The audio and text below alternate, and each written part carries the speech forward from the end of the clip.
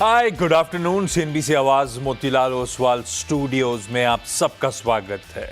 अब बारी है आज के मंडे के सास बहू और सेंसेक्स की, जिसमें बेसिक आइडिया आप लोगों की, महिला दर्शकों की क्वेरीज सॉल्व करने की कोशिश। मदद करने के लिए निर्मल बंग सिक्योरिटीज से स्वाति होतकर इस समय मौजूद। स्वाति हाय। आज तो बदला सा बैकड्रॉप है बिल्कुल। गुड आफ्टरनून आपको। बस आ रहा हूँ आपके पास। पहले निफ्टी की बात करेंगे, फिर जो स्टॉक क्वेरीज आई हुई हैं उस पर उतरेंगे। हम तक यानी कि सीएनबीसी आवाज की जो सास बहू और सेंसेक्स की बैक एंड टीम है, उस तक रीच आउट करने के तरीके आपकी स्क्रीन पर रख दिए हैं। व्हाट्सएप नंबर है और साथ साथ ईमेल आईडी है, नोट डाउन करिए, रीच आउट करिए। अच्छा, लाइए जरा निफ्टी। शायद कह सकता हूं एक, अब तक तो कह सकता हूं एक डिसअपॉइंटिंग सेशन है। मतलब इतने बढ़िया संकेत थे, इतने बढ़िया अनाउंसमेंट्स डोल आउट हुए थे, उसके बावजूद वो इंपॉर्टेंट थ्रेशोल्ड्स को हम ब्रीच नहीं कर पाए। शुरुआत में लगा था दमखम दिखा रहा है, जहां से खुले थे तेजी और तूल पकड़ी, 25,000 के ऊपर गए, लेकिन 25,022 तक ही जा पाए। तो जो सबसे इंपॉर्टेंट 25,000 के कॉल राइटर्स का जोन था, उनको हम लड़खड़ा नहीं पाए। उन्हीं के कंफर्ट जोन से भारतीय बाजार अब पस्त पड़ते हुए, तो 25,022 वाला निफ्टी अब 24,900 के नीचे कामकाज करता हुआ ऊपरी स्तरों से मामला ठंडा पड़ रहा है। कुछ पॉकेट्स ऑफ पेन तो ऑलरेडी थी, खासतौर पे IT, pharmaceutical, even oil and gas पस्त था। डोमेस्टिक थीम वो जीएसटी 2.0 के अनाउंसमेंट के बाद उसमें दमखम है। वो कोई ऑटो, वो कंजम्पशन रिलेटेड सारी स्टोरीज, कंज्यूमर ड्यूरेबल स्टॉक्स, वो सब अच्छा कर रहे हैं। Even real estate, basic material सब अच्छा कर रहे हैं। पर क्या पूरा बाजार उस तरह का जोश नहीं दिखा रहा, ऊपर से मामला ठंडा पड़ रहा है। अच्छा, लाइकवाइज निफ्टी बैंक के लिए क्या था? सबसे इंपॉर्टेंट जोन था वो 56,000 पे सबसे तगड़े राइटर्स खड़े थे। उसमें भी वो कंफर्ट जोन को शेक नहीं कर पाए। 56,150 तक गए, वहां से अब 400-500 पॉइंट ठंडा पड़ के निफ्टी बैंक भी ट्रेड करता हुआ। तो इंपॉर्टेंट थ्रेशोल्ड्स पे जाते जाते वहां से मामला पस पड़ गया। वहां पे वो चैलेंज, एक फर्दर पुश जो मिलना था, वो गड़बड़ा गया। तो मुनाफा वसूली का दबाव हावी होता हुआ मजा नहीं आ रहा। और ब्रेड भी ऐसे कुछ खास नहीं है। जिस तरह का सुबह का जोश था, 2:1 का रेशियो है। 2/3 बाजार हरे में तो 1/3 लाल में कामकाज कर रहा है।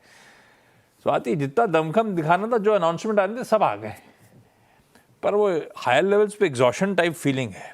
क्या करोगे आप लोग का निफ्टी पे व्यू, आप कैसे रीड कर रहे हो जो मामला फंस पड़ा ऊपर से आज? First of all good morning Ashish ji. Yes, last week भी हमारी यही बात हुई थी कि निफ्टी को लेके, तब निफ्टी एट अराउंड वॉज 24,400 300 के रेंज में ट्रेड हो रही थी। मुझे लगता है रिट्रेसमेंट हो चुका है। 24,300 का काफी एक स्ट्रॉन्ग फॉर्मेशंस बनते हुए मुझे नजर आ रहे हैं। ऊपर में आपने कहा यस, 25,000 साइकोलॉजिकल मार्केट काफी स्ट्रॉन्ग रेजिस्टेंस लेवल है। आज इंट्राडे हम लोग ने काफी अच्छी रैली देखी है। गैप अप ओपनिंग के बाद भी मोमेंटम कैरी फॉरवर्ड हुआ है, but no wonder Ashish ji, थोड़ा प्रॉफिट बुकिंग देखने मिलेगा। बट मुझे लगता है जैसे ही वापस ये 25,050 के लेवल्स ब्रेकआउट हो जाएंगे ऑन द क्लोजिंग बेसिस, तो ये मोमेंटम कैरी फॉरवर्ड हो सकता है 24,400 500। हमारा व्यू पॉजिटिव ही है अभी भी मार्केट्स में। बल्कि जैसे लास्ट वीक हम लोग ने कहा कि हम लोग ने बाइंग की है 24,300 400 के रेंज में, तो ओवरऑल सेटअप्स काफी स्ट्रॉन्ग है निफ्टी में। जैसे 24,300 के लेवल्स इंटैक्ट है, तब तक व्यू मेरा पॉजिटिव रहेगा। ऊपर में 25,400 25,500 के टारगेट्स हम देख रहे हैं। बैंक निफ्टी में आपने सही कहा है कि 55,000 56,000 एक साइकोलॉजिकल रेजिस्टेंस जोन है, और वो एक 20 डेज मूविंग एवरेज भी है, शॉर्ट टर्म मूविंग एवरेज। उसके ऊपर जाता है तो मोमेंटम पॉजिटिव हमें वापस देखने मिलेगी। बट ये आज के दिन के उछाल के बाद हम एक थोड़ा सा सेल ऑफ डिनाई नहीं कर सकते, क्योंकि काफी सारे गैप अप ओपनिंग है। फ्रेश लॉन्ग पोजीशंस बिल्डअप करने में दिक्कतें आ जाती है, तो थोड़ा सा रिट्रेसमेंट होता है तो डेफिनेटली वापस रिटेल पार्टिसिपेशन बढ़ जाएगा। ओवरऑल दोनों इंडाइसेस में मुझे लगता है कि पोटेंशियल है बैंक निफ्टी में भी 56,700 to 800 के लेवल्स देखने के। तो ओवरऑल सेटअप अभी भी स्ट्रांग है, डरने की तो डायरेक्शनली नॉर्थवर्ड्स ही जाने वाले हैं। जो पस पड़ रहा है, वापस एंट्री पाने के मौके होंगे, ऐसा पढ़ूं? करेक्ट। परफेक्ट, अच्छी खबर है फिर तो। ठीक है, स्वाति कह रही है अभी तेजी बची है यार, कोई घबराना नहीं है। तो इतने बड़े गैप अप के बाद थोड़ा बहुत पस पड़ना, थोड़ा सा रिट्रेस करना चलता है। सवाल जवाब के सिलसिले की शुरुआत कर रहे हैं। आज अपन सूरत, हल्दिया पश्चिम बंगाल और जयपुर राजस्थान जा रहे होंगे। सब आपको आपकी स्क्रीन पे, अरे हल्दिया पहले चलिए। नीरू जी, ये कोलकाता की बीच पे बैठे हो या ये वर्चुअल बैकग्राउंड लगा रखा है? डायरेक्टर फुल फ्रेम नहीं लगा नहीं, गुड मॉर्निंग आशीष जी। ये एक्चुअली दीघा नहीं है। मैंने सोचा था दीघा से एक बार प्रोग्राम करूं, लेकिन ये वर्चुअल बैकग्राउंड है। बढ़िया लग रहा है। Thank you. ये आपके मूड का रिफ्लेक्शन है आज के बाजार को देख के, जनरली पहले से सोचा हुआ था ऐसा बैकग्राउंड लगा लूंगी? नहीं नहीं, ऐसा नहीं, पर लगा कि आज ज्यादा उम्मीद थी मार्केट से, पर वो थोड़ा सा डिसअपॉइंट कर दिया। मतलब इतनी सारी गुड न्यूज थी जीएसटी की, ट्रम्प भी कुछ गड़बड़ ज्यादा नहीं करके गए। ये जो पानी आ रहा है आपके पैरों तक आ रहा है क्या? मुझे फील वैसा ठंडा लग रहा है, पर पैरों तक नहीं आ रहा। नीरू मैम, आप ही शुरू कर दो। कब से स्टॉक मार्केट में आप? पहला सवाल आज के लिए कौन सा?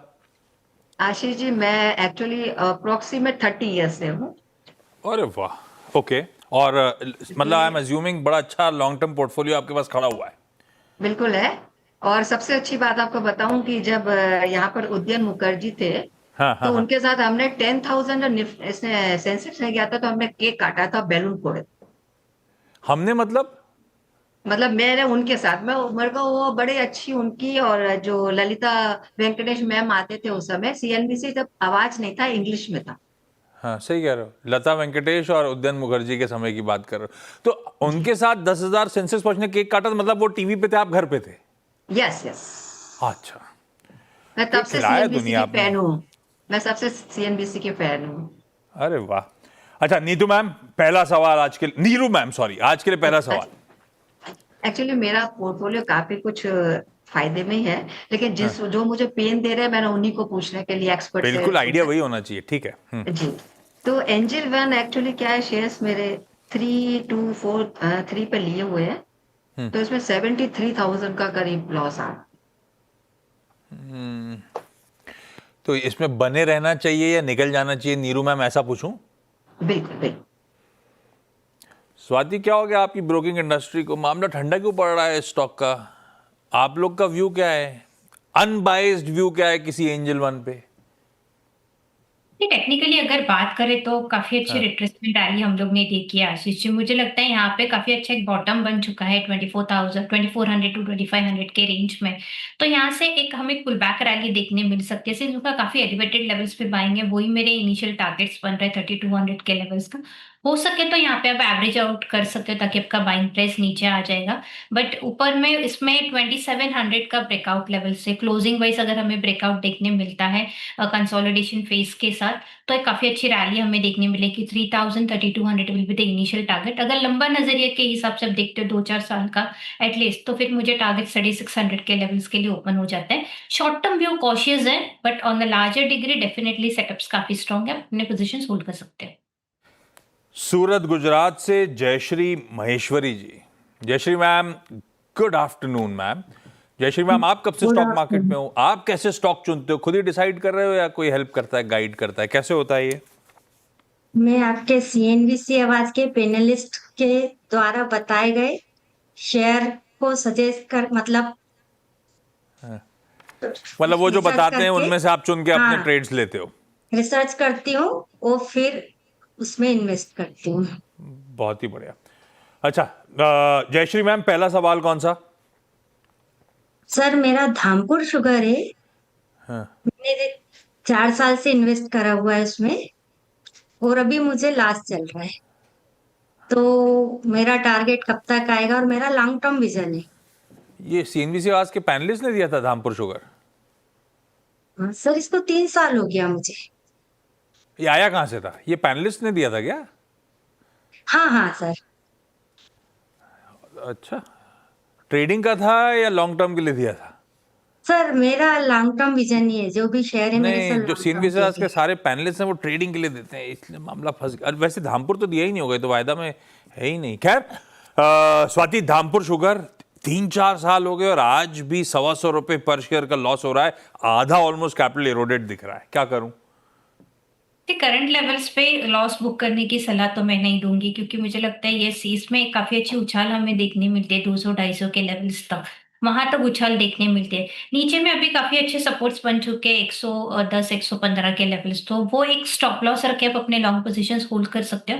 अगर कोई भी उछाल आते हैं 200-250 की रेंज में तो आप एग्जिट कीजिएगा। मुझे नहीं लगता कि आपके लेवल्स तक इतना वेट करने की जरूरत होगी। आप यही कैपिटल दूसरे स्टॉक्स में डालिएगा, कोई निफ्टी 50 काउंटर्स पे, जिसमें आपको डेफिनेटली अच्छे प्रॉफिट्स देखने मिले। तो सेल ऑन राइज स्ट्रेटेजी अपनानी चाहिए धामपुर शुगर में।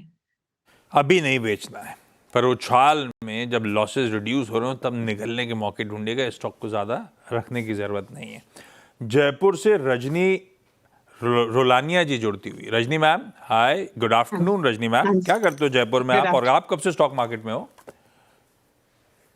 मैं 1 साल से स्टॉक मार्केट पे आई हूँ और उसके बाद से ही स्टॉक मार्केट की हालत खराब हो रखी है।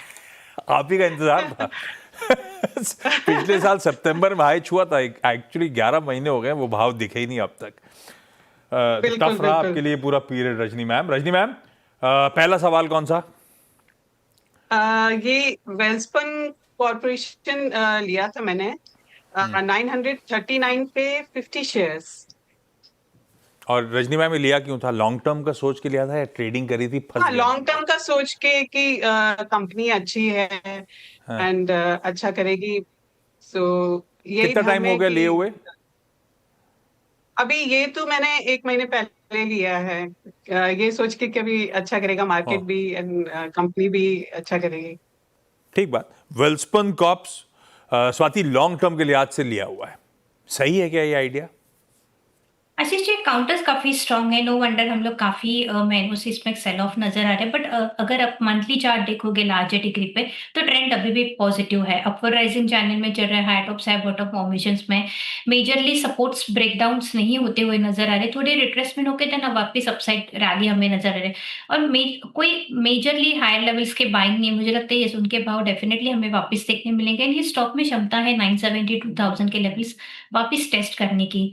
तो मेरी राय यही होगी कि आप होल्ड कीजिएगा, नो नीड टू वरी, आपको डेफिनेटली प्रॉफिट्स ये पर्टिकुलर स्टॉक्स में देखने मिलेंगे। 970 और 1000 के टारगेट्स यहाँ पे दिखाई दे रहे हैं। एक एक सवाल क्विकली और करा जाए। नीरू मैम, एंजल वन के बाद अगला सवाल। ये जो है ना, अपार इंडस्ट्रीज और कॉनकॉर दो थे जो मैम देना चाहते इसका जवाब। ये अपार कॉनकॉर पकड़ लेते हैं। कॉनकॉर कितने पे लिया हुआ है, कितनी क्वांटिटी है? एक्चुअली 923.40 पे लिया है और क्वांटिटी 100 शेयर्स की है। जहां जहां पेन है नीरू मैम वही स्टॉक्स हाईलाइट कर रही हैं। तो नीरू मैम ने कंटेनर कॉर्पोरेशन लिया हुआ है। स्वाति, क्या करा जाए? काफी नुकसान है। ये कंटेनर कॉर्पोरेशन में डेफिनेटली हम लोग ने काफी अच्छी सेल ऑफ रैली देखी है लास्ट 1-1.5 साल से। बट ये लेवल्स काफी अट्रैक्टिव है to take the fresh long positions पे, क्योंकि ओवरसोल्ड जोन में ये पर्टिकुलर स्टॉक है तो डेप्थ काफी लिमिटेड है अभी। मुझे लग रहा है कि आप यहाँ पे आप अगर वापस फ्रेश बाइंग करते हैं तो आपका एवरेज प्राइस काफी नीचे आ जाएगा। And for 6 months to 1 year के लिए टारगेट है इसमें 620 to 640 के लेवल्स। तो ये डेफिनेटली काउंटर है जो आप होल्ड कर सकते हो पोर्टफोलियो में। जयश्री मैम, धामपुर शुगर के बाद अगला कौन सा? सर RVNL पे मेरा 122 की प्राइस पे परचेज किया हुआ है और इसका लाइफ टाइम हाई कब आएगा और मुझे इसमें प्रॉफिट बुक करना चाहिए कि नहीं?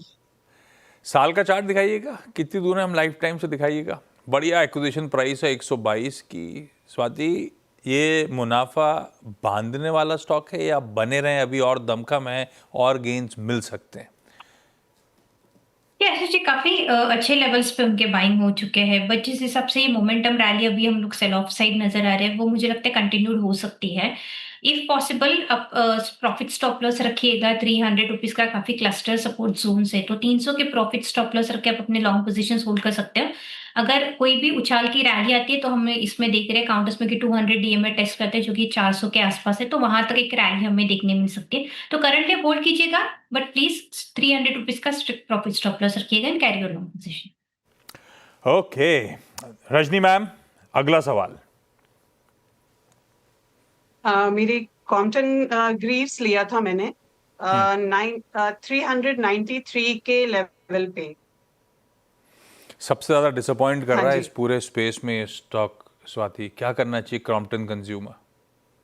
सी यस डेफिनेटली ये पर्टिकुलर सेक्टर्स में ये पर्टिकुलर स्टॉक्स काफ़ी हम लोग ने सेल ऑफ नज़र आ गए, बट ये स्टॉक फॉर्मेशंस में है, रिट्रेसमेंट काफ़ी अच्छी हो चुकी है। वीकली में अगर मंथली या वीकली चार्ट्स दोनों दिखते हैं तो काफ़ी स्ट्रॉन्ग रिट्रेसमेंट हो चुकी है। मुझे लगता है यहाँ से एक ये कंसोलिडेशन फेज में चला जाएगा, बिटवीन 300 टू 360 के रेंज में काफ़ी टाइम बिताएगा, बिकॉज प्राइस करेक्शन हुआ है ना, it's a time for a time correction. तो एक थोड़ा कंसोलिडेशन फेज आएगा ये पर्टिकुलर स्टॉक में, और जैसे 360 रुपए का ब्रेकआउट आता है ऑन द क्लोजिंग बेसिस, उसके बाद इसमें ट्रेंड चेंज हमें नजर आएगा, which will take a stock towards to 400 to 440 के वहां के लेवल्स ओपन हो जाते हैं। तो मेरी राय पॉजिटिव है। हार्मोनिक पैटर्न्स में डब्ल्यू शेप पैटर्न्स भी बन रहा है इसमें, तो अंडर द फॉर्मेशन है, तो दिक्कत नहीं है। पर्टिकुलर काउंटर्स में लोअर लेवल्स पे एग्जिट करने की कोई जरूरत नहीं। You can hold on your counter for target of 400 rupees. बढ़िया है, दिन अच्छे आएंगे मैम इसके। खैर, Jayashree ma'am, Neeru ma'am, Rajni ma'am, thank you so much इस प्लेटफॉर्म पे जुड़ के अपनी क्वेरीज रेज करने के लिए। स्वाति आप बने रहो, ब्रेक के उस पार आपसे लेता हूँ आज की एक बेहतरीन SBS स्टॉक पिक। ब्रेक के बाद आप सबका स्वागत है। चलिए, SBS stock pick boosting play out होगा। स्वाति, आज का वो प्रिफर्ड पिक कौन सा? मेरा एक बाय कॉल है टाइटन्स पे। ये पर्टिकुलर स्टॉक्स में पॉजिटिव डाइवर्जेंस है, इंपॉर्टेंट मूविंग एवरेजेस के ऊपर काफी अच्छा वेल प्लेस्ड है, तो करंट लेवल पे बाय कीजिएगा। 3750 के टारगेट्स में देख लो, नीचे में 3470 के स्टॉप लॉस रख के आप अपने बाय पोजीशन इनिशिएट कर सकते हो। क्या बढ़िया मूव बन रहा है टाइटन में। स्वाति का प्रिफर्ड पिक 3470 के SL के साथ। Swati, thank you so much जुड़ने के लिए। खैर, धन्यवाद आप सबका शो में जुड़ने के लिए। हमारी अगली मुलाकात होगी 1:27 पे नो योर कंपनी। ना सिर्फ सिटी यूनियन बैंक के रिजल्ट्स, बल्कि वो GST रिफॉर्म्स की बात, बल्कि वो MSMEs को पुश देने की बात, वो S&P का अब जो अपग्रेड आया इंडियन इकॉनमी का, बहुत कुछ है। सब पे बातचीत होगी।